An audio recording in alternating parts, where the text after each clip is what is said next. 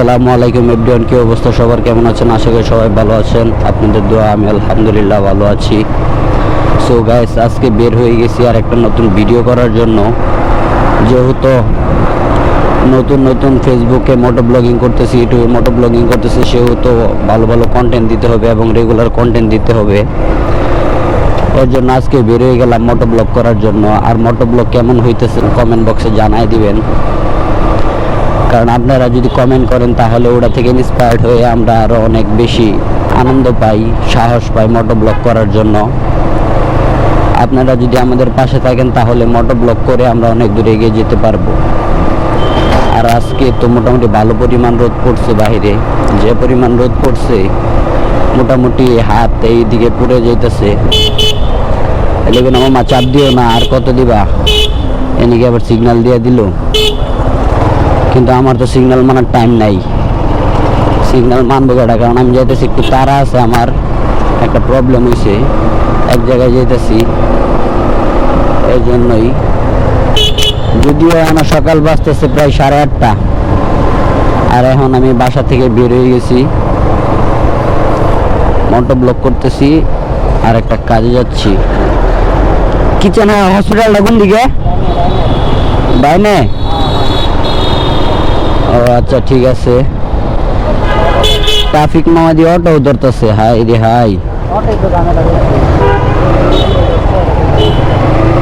Traffic মামা দেখি auto ধরে। বাইকও কম ধরে না, রাস্তাঘাটে বের হইলে কি পরিমাণ যে বাইক ধরে, হাই রে হাই, বাইকাররাই বুঝে। রাস্তাঘাটে বের হইলেই শুধু ট্রাফিকদের কাছে বাইকের মেলা। এখন তো অটো রিক্সা ধরে, but private car private car হচ্ছে গিয়া কার মার এগুলা চেক করার দরকার। এগুলার অনেক কাগজপাতি থাকে না, এগুলার তো পুলিশ ধরে না, অন্যান্য গাড়ি তো ধরেই না, খালি ধরে বাইক। আর বাইকে যে কি দুষ্টা করছে ট্রাফিক মামাদের, সেটাই বুঝি না। একটু চালু যেতে হইব, কারণ আমারও বেশি একটা টাইম নাই।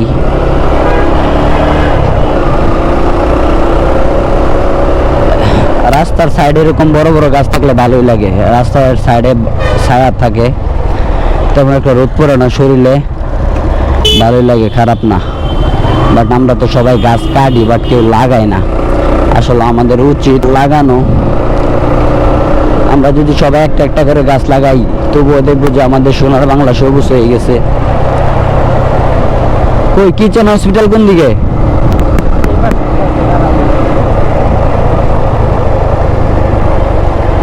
তোর মামা হয় না?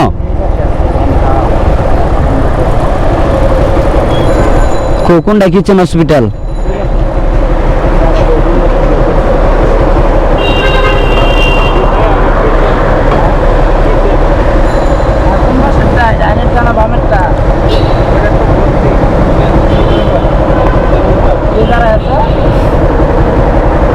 কই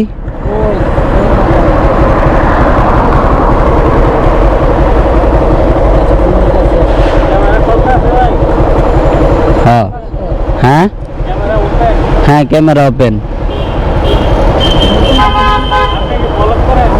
হ্যাঁ, ব্লক করি। পেজের নাম প্রিন্স মাসুদ।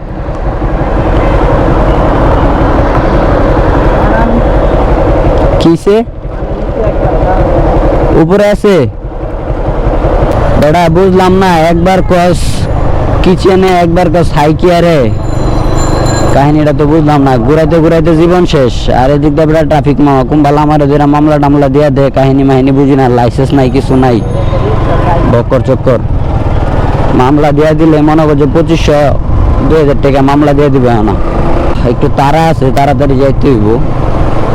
একটা কাজে বেরোইছি, যদি কাজটা ঠিক মতো করতে পারি তারপর হচ্ছে আবার আস্তে আস্তে রাইড করবো সুন্দরভাবে দেখে শুনে।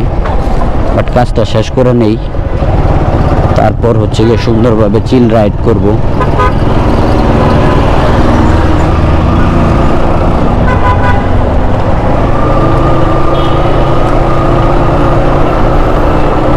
কোনটা? এটা না, এই হসপিটাল না? এটাই তো, এই হসপিটালই তো। পুলিশের গাড়ি যায়? হ্যাঁ, এটা তো হাই কেয়ার, পুলিশের গাড়ি জায়গায়। কাহিনী কি এই জায়গায় ঘটে হলো পুলিশের গাড়ি, দেখলাম না, বুঝলাম না কাহিনী। ওটা তুললা দিলে কি আর হইব?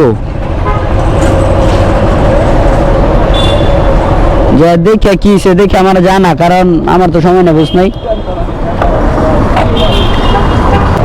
যে কাজের লিগা বাসা থেকে বেরোইছিলাম ওই কাজটা আর হইলো না, তো কি আর করার। এখন আবার বাসার দিকে রওনা করতেছি।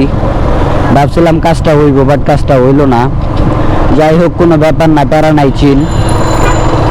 আর কে কোন জায়গা থেকে ভিডিওটা দেখতেছেন সবাই কমেন্ট করবেন, কারণ তাহলে আমি বুঝতে পারবো যে কে কোন জায়গা থেকে ভিডিওটা দেখতেছে। আর অবশ্যই পেজটি ফলো করে দিবেন আমার নতুন নতুন ভিডিও পাওয়ার জন্য। আর মোটামুটি আজকে ভালো রোদ উঠছে, কিছুদিন তো হচ্ছে গিয়ে বৃষ্টি ছিল, আবহাওয়াটা অনেক ভালো ছিল, বাট 2 দিন ধরে আবার অনেক রোডে ঘাটে বের হলেই একদম জীবন শেষ। কারণ যে পরিমাণ রোদ, এই রোদে আসলে বাইরে থাকা যায় না। এই গাছগুলা, সাইডের গাছগুলার জন্য হচ্ছে গিয়া অনেকটা স্যাক্রিফাইস পাওয়া যায় রোদ থেকে। এই গাছগুলো যদি আরো বড় থাকতো তাহলে হচ্ছে গিয়ে আরো ছায়া দিত রাস্তায়। আমরা অনেকে আছি শুধু গাছ কাটি, গাছ লাগাই না, বাট আমাদের উচিত গাছ লাগানো। যদি আমরা গাছ লাগাই তাহলে আমাদের অক্সিজেন, তারপর হচ্ছে গিয়ে ছায়া, বৃষ্টি সব কিছুই পাবো। বাট আমাদের লস নাই, আমাদের লাভ। বাট আমরা তো এটা বুঝি না, আমরা শুধু গাছ কাটি বাট লাগাই না। আসলে এটা করা যাবে না, আমাদের গাছ কাটতেও হবে, গাছ লাগাইতেও হবে।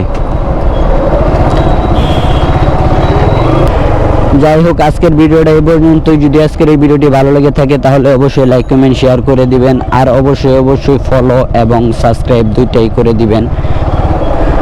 আজকের ভিডিওতে এখানে বিদায় নিচ্ছি। আল্লাহ হাফেজ, সবাই ভালো থাকবেন, সুস্থ থাকবেন।